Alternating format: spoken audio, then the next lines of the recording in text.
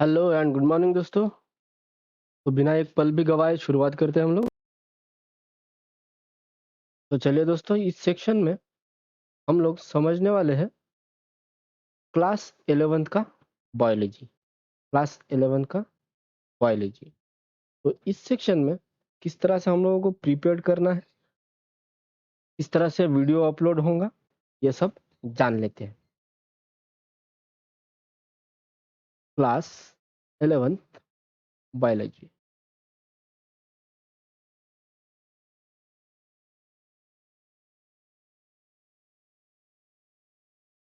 ये जो road map है, ये है क्लास 11th का बायोलॉजी का हम लोग समरी देखने वाले हैं, जो रोड मैप। यहाँ पर कुछ यूनिट है, 5 यूनिट है, और 5 यूनिट में कुल मिलाकर चैप्टर्स है 22। तो ये यूनिट के अंडर में जो चैप्टर है थोड़े बहुत एक दूसरे से सिमिलर है। सिमिलर मीन्स इनके जो टर्मिनोलॉजी है, वो टर्मिनोलॉजी थोड़े बहुत सिमिलर है। टर्मिनोलॉजी सिमिलर है। तो एक बात मैं आप लोगों को बताते चलूं कि अगर आपने ये ठान लिया है कि नीट करना है, ठीक है, तो ये एक बात एकदम दिमाग में फिक्स कर लो कि बायोलॉजी को लाइन टू लाइन पढ़ना जरूरी है, एकदम लाइन टू लाइन। तो आपको जरूरत होगी एक पेंसिल और एक हाइलाइटर। एक पेंसिल लगेगा, एक हाइलाइटर लगेगा, और आपका टेक्स्ट बुक। मैं डेमो देता हूँ, आप रुको थोड़ा सा। इस तरह से हम पढ़ने वाले हैं, वो इस वीडियो में मैं दिखाऊंगा आप लोगों को। सेम वीडियो के डिस्क्रिप्शन बॉक्स में आप लोगों को पीडीएफ में नोट्स मिल जाएगा।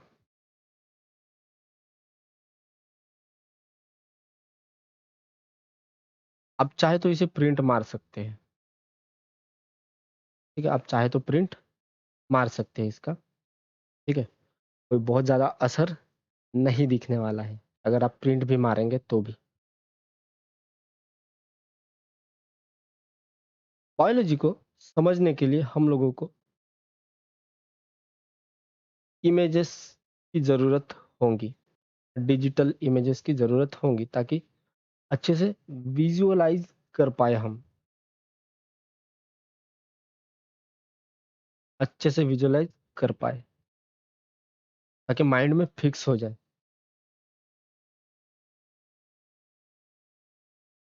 कुछ कॉम्प्लेक्स प्रोसेस को समझने के लिए एनिमेटेड वीडियो भी चाहिए।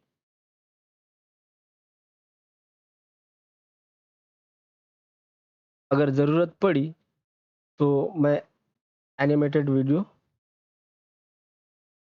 बनाऊंगा आप लोगों के लिए।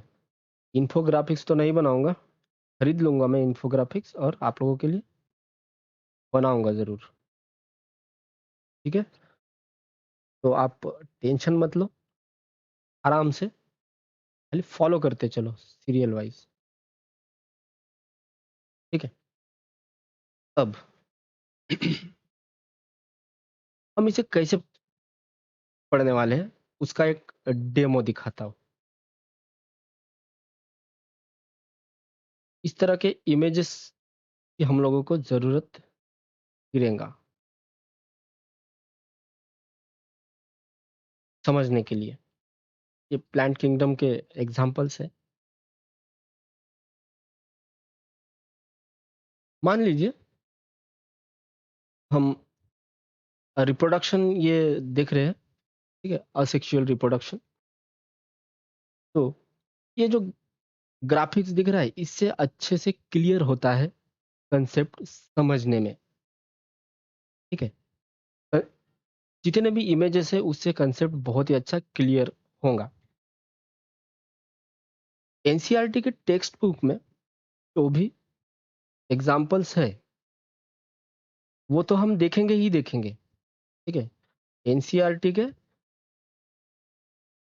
टेक्स्ट बुक में जो जो भी डायग्राम्स, इमेजेस वगैरह दिए हैं वो तो हम देखेंगे ही देखेंगे, उनमें से एक भी नहीं छोड़ने वाले, ठीक है। इसके बावजूद भी जहां पर भी नया एग्जाम्पल आएगा, जहां पर भी नया एग्जाम्पल आएगा, मैं उसे आप लोगों को जरूर दिखाऊंगा। उसके लिए हम लोग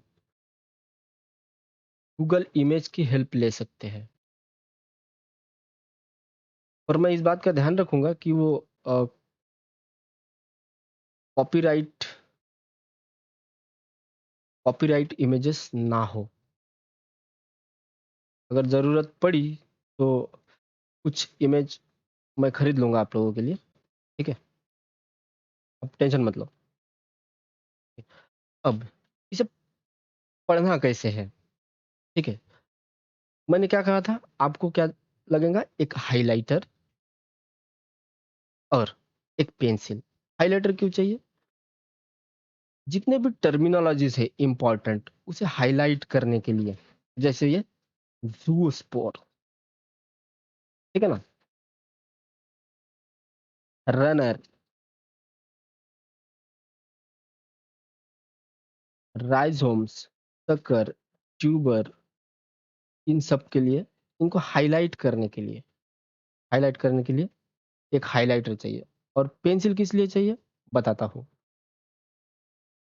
क्योंकि हम लोगों को लाइन टू लाइन सीखना है, ठीक है।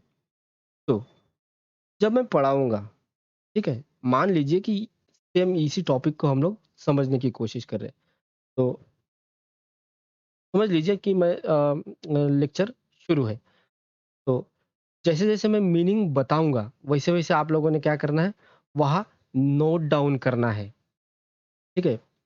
वहीं पर ही, जैसे members of the kingdom fungi and simple plants such as algae reproduce through special asexual reproductive structure. Kingdom fungi के जो प्लांट्स आते हैं वो सिंपल तो होते ही है, वो क्या करते हैं, रिप्रोड्यूस मतलब प्रजनन, रिप्रोडक्शन, री, तो यहाँ पर आपने क्या करना है, इसके पास में पेंसिल से ऐसे लिख लेना है। री मीन्स पुनः, फिर से, प्रोड्यूस मीन्स तैयार करना, रिप्रोड्यूस मीन्स फिर से तैयार करना, मीन्स प्रजनन। तो इसके लिए आपको जो टर्मिनोलॉजी के जो मीनिंग्स है, उन टर्मिनोलॉजीज के मीनिंग लिखने के लिए क्या चाहिए, पेंसिल चाहिए। और हाईलाइट करने, इंपॉर्टेंट टर्मिनोलॉजी को हाईलाइट करने के लिए क्या चाहिए, हाइलाइटर चाहिए। तो इस तरह से हम बायोलॉजी को आगे लेकर जाएंगे। बायोलॉजी का आप एक सिंगल लाइन भी छोड़ नहीं सकते, एक सिंगल लाइन भी आप लोगों को छोड़ना नहीं है। क्यों? क्योंकि बायो के ऊपर जितने भी क्वेश्चन उतरते हैं वो पूरे टर्मिनोलॉजी पर होते हैं। जो भी ऑप्शन बनते हैं ए बी सी डी, वो सब टर्मिनोलॉजीज होते हैं। इसलिए लाइन टू लाइन पढ़ना है और विथ मीनिंग, ठीक है। और कंसेप्ट तो हम लोगों को समझना ही समझना है, कंसेप्ट तो समझना ही समझना है। अब कोई बड़ा प्रोसेस समझने के लिए बायो में कुछ कहानी यूज करते हैं, ठीक है। हम लोग जिसे बोलते हैं मनी श्लोक के जैसा यूज करते हैं। कोई बड़ा साइकिल वगैरह होगा तो उसके बाद कभी कभी एक्रोनिम्स भी यूज कर लेते हैं। कुछ बहुत सारे टर्मिनोलॉजीज है, जैसे क्लासिफिकेशन वगैरह है, तो वहाँ पर हम लोग उनको ध्यान में रखने के लिए एक्रोनिम्स का यूज कर लेते हैं।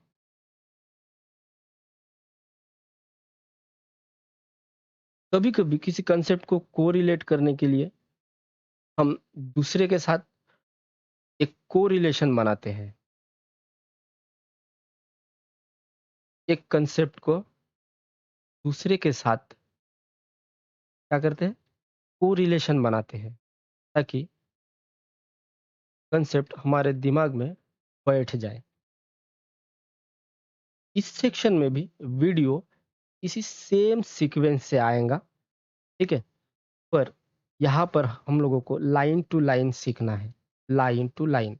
लेकिन हाँ, ये लाइन टू लाइन फिजिक्स और केमिस्ट्री के लिए बिल्कुल अप्लाई नहीं होगा, लाइन टू लाइन, ठीक है।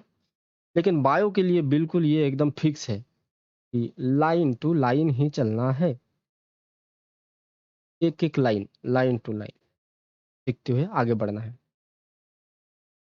सेम डिस्क्रिप्शन में आप लोगों को पीडीएफ मिल जाएगा, चाहे तो आप प्रिंट मार लेना। प्रिंट मारने से अच्छा है लिखना, पर आपकी मर्जी। अगर आप आलसी है तो मार लेना प्रिंट, ठीक है ना। पर उम्मीद करता हूँ आप आलसी नहीं है। तो यहाँ पर भी सेम मैंने कुछ रेफरेंस बुक दिया हो और कुछ रेफरेंस साइट दिया है, ठीक है। ये काफ़ी ऑथेंटिकेटेड डेटा पब्लिश करते हैं ये सारे साइट्स, तो आप फॉलो कर सकते हैं इन साइट्स को। हमेशा प्रॉपर डेटा ये लोग पब्लिश करते हैं। मैं फॉलो करता हूँ, आप लोग भी चाहे तो फॉलो कर सकते हैं। अगर नहीं कर पाए तो कोई बात नहीं, मैं वीडियो को इस तरह से डिस्क्राइब करूँगा, लेकिन एकदम सेल्फ सफिशिएंट। किसी टॉपिक के बारे में जब डिस्क्राइब करूँगा एकदम सेल्फ सफिशिएंट होगा, और उस टॉपिक के लिए दूसरा वीडियो देखने की ज़रूरत नहीं पड़ेगा, ठीक है।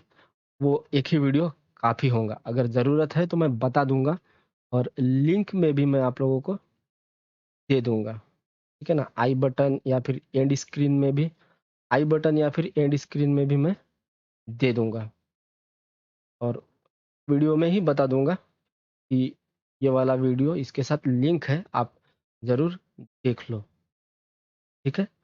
तो इस तरह से हम बायोलॉजी को सीखने वाले हैं, विथ एकदम कंसेप्ट के साथ, ठीक है। तो आशा करता हूँ आप लोगों को समझ में आया होगा। तो ये था क्लास 11th के बायोलॉजी का रोड मैप। ये वाला सेक्शन कौन कौन फॉलो कर सकता है? 11th 12th के एनसीईआरटी की तैयारी करने वाले स्टूडेंट, और नीट के स्टूडेंट फॉलो कर सकते हैं।